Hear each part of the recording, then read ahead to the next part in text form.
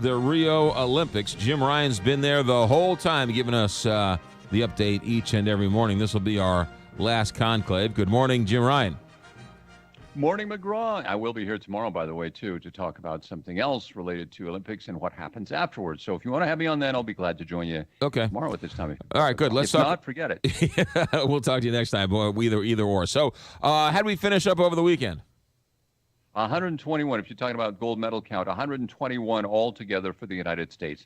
46 gold, 37 silver, and 38 bronze medals. It's the first time a long time, since 1972, that the U.S. has led in all of those categories. Also, you have to remember that the Russians, 3 weeks before the Olympics, were all told they weren't allowed to show up. So that sort of skews the results.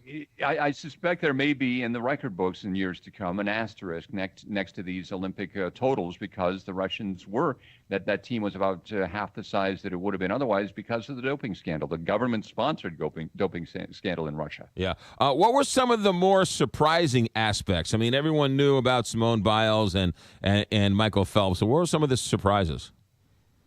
Well, I think that the Americans did well in some things that they really weren't expected to do well in. We saw a female boxer winning gold yesterday, Claressa Shields, and she's got a stupendous career ahead of her. She took out every competitor. She's lost, I think she's 46-1 in her career.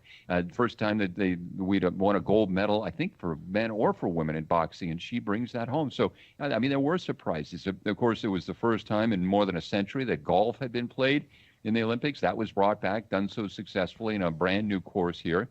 So, yeah, I think there were a few things that surprised people pleasantly for the U.S. Now, Jim, I don't want to put you on the spot, but Friday night I was out, and I was at a restaurant, and I was looking up at the television, and I saw some sport that I'd never seen before. It was women running around on the inside of a field with some cones all around, and they'd stop every once in a while and shoot a pistol.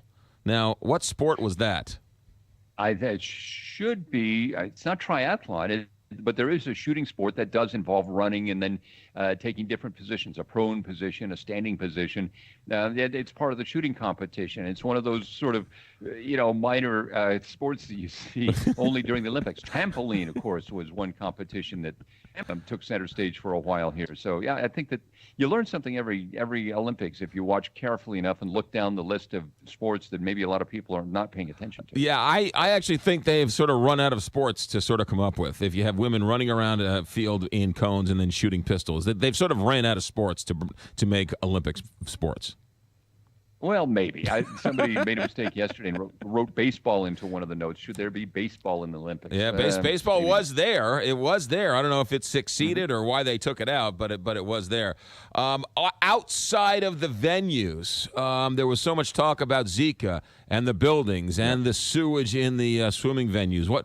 That sort of never came to pass, did it?